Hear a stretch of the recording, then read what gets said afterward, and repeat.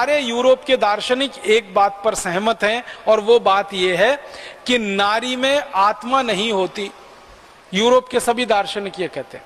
अरस्तु कहता है, सुकरात कहता है, लेबिनिज कहता है, दिकार्ते कहता है, सारे यूरोप के दर्शन शास्त्री एक से लेकर अंतिम तक सब कहते हैं स्त्री में आत्मा नहीं होती, और स्त्री वस्तु के तरह की होती है।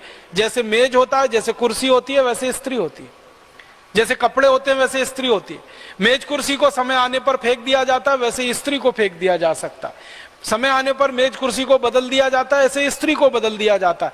तो यूरोप और अमेरिका के दार्शनिकों ने ये जो मान्यता बनाई, और उस मान्यता के हिसाब से अपने देश में सैकड़ों साल उन्होंने जीवन चलाया, वही मान्यता धीरे धीरे हमारे देश में भी आई जब हम यूरोप और अमेरिका के प्रभाव में आ गए। और समाज के एक वर्ग में, भारत में विशेष रूप से जो अंग्रेजी से प्रभावित है, अंग्रेजियत से प्रभावित है, उसमें भी ये चेतना बैठ गई है कि स्त्री वस्तु है, मेज कुर्सी की तरह से, पैंट कमीज की तरह से, जब चाहो इसको बदल दो, जब चाहो इसको उठाकर फेंक दो, जब चाहो इसका उपयोग करो, जब चाहे इसका उपभोग करो, और जरूरत पड़ने पर उसके हिसाब से, अपने हिसाब से कुछ करो। उसका ही दुष्परिणाम है कि हमने स्त्रियों की हत्या करना शुरू कर दिया। दहेज के लिए हमने स्त्रियों की हत्या करना शुरू कर दिया, छेड़खानी के लिए हमने स्त्रियों की हत्या करना शुरू कर दिया, उनके गर्भ में ही मर जाने के लिए। माने इतनी खराब स्थिति हमारे देश में आ गई है कि बेटियों को गर्भ में ही मार दिया जाए क्योंकि दहेज देना पड़ेगा। गर्भ में से जन्म लेकर अगर आ जाएं तो छेड़खानी में मार दिया जाए क्योंकि वो हमारी नहीं सुनती हैं। दहेज की हत्या कर दी जाए क्योंकि वो अपने साथ वस्तुएं लेके नहीं आई हैं। ऐसा माहौल पूरे देश में बन गया है, और सरकार के आंकड़े बताते हैं कि बहुत दर्दनाक है। हर घंटे में 2 माताएं या 2 बहनें हमारी दहेज के लिए मार डाली जाती हैं। हर घंटे में 3 से ज्यादा माताओं बहनों के साथ बलात्कार हो जाते हैं। हर घंटे में 4 से 5 बहनों, माताओं, बेटियों के साथ छेड़खानी की घटनाएं हो जाती हैं इस देश में, और यह बढ़ता ही जा रहा है। बहुत खराब है।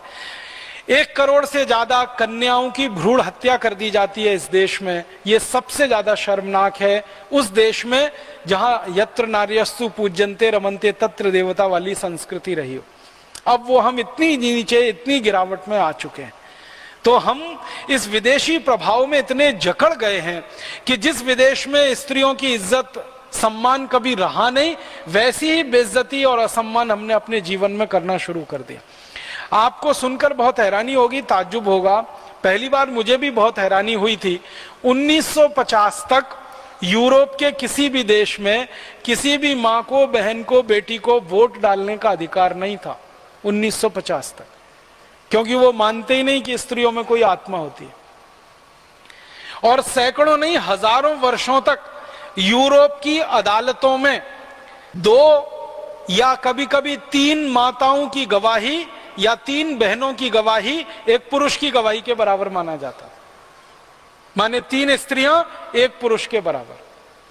ये सैकड़ों साल, हजारों साल यूरोप की अदालतों में होता रहा। रोमन साम्राज्य जिसकी चर्चा सारी दुनिया में की जाती है, इस रोमन साम्राज्य में यह नियम था कि 3 स्त्रियां जो बात कहें वो बराबर है एक पुरुष की कही गई बात के। इतनी खराब स्थिति महिलाओं की रही है, और उस खराब स्थिति से यूरोप को बाहर आने में सैकड़ों, हजारों साल लगे हैं। और उसके लिए वहां पर बहुत आंदोलन चले, और उन आंदोलनों का नेतृत्व बहुत सारी तेजस्वी महिलाओं ने यूरोप में किया।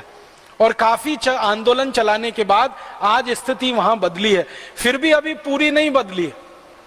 आपको सुनकर हैरानी होगी, अमेरिका, कनाडा, यूरोप खंड के ऐसे कई देश हैं जहां माताओं को, बहनों को, बेटियों को पुरुषों से कम वेतन मिलता है एक ही पद के लिए।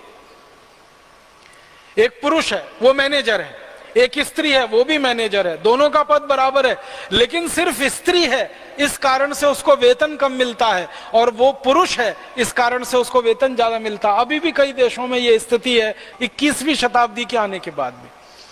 40 साल पहले तक यूरोप के देशों में बैंकों में माताओं को खाते खोलने का अधिकार नहीं था। माताएं, बहनें, बेटियां खाते नहीं खोल सकती थी। खाता खोलते थे या तो उनके पिता या उनके पति, उनमें वो अपना जॉइंट अकाउंट रख सकती थी, अलग से स्वतंत्र रूप से खाता खोलने का अधिकार उनको नहीं था। इतनी गिरावट उनके यहाँ स्त्रियों और माताओं को लेकर रही है समाज में, उसी का असर हमारे देश पर भी आ गया, क्योंकि 250 साल हम अंग्रेजों के गुलाम हो गए और उसके पहले विदेशी प्रभाव में थोड़े बहुत आ गए, तो उसका असर अब चलते चलते यहां तक आया कि भारत में भी दहेज हत्याएं, भ्रूण हत्याएं, माताओं के साथ छेड़खानी, माताओं के साथ बलात्कार की घटनाएं, माताओं को, स्त्रियों को, बेटियों और बहनों को भोग की वस्तु समझना, उपभोग की वस्तु समझना, इसलिए उनके साथ छेड़खानी करना, इसलिए उनके साथ अन्य खराब से खराब अपराध करना, ये भारत में भी बढ़ता चला जा रहा है। ये हमारे सांस्कृतिक अधःपतन की पराकाष्ठा है। अगर हम स्त्रियों का सम्मान नहीं कर पाएंगे, माताओं, बहनों, बेटियों का सम्मान नहीं जगा पाएंगे, दिला पाएंगे, तो शायद इस समाज को आगे बढ़ाना बहुत मुश्किल काम होगा। व्यवस्था परिवर्तन का, बदलाव का कोई भी काम हमें करना पड़ेगा तो माताओं के, बहनों के, बेटियों के पूर्ण सहयोग से ही हो पाएगा, नहीं तो हो नहीं पाएगा। ये बात जितनी जल्दी हम समझेंगे, उतनी जल्दी देश के लिए कोई बड़ा काम करने की हम कोशिश कर पाएंगे।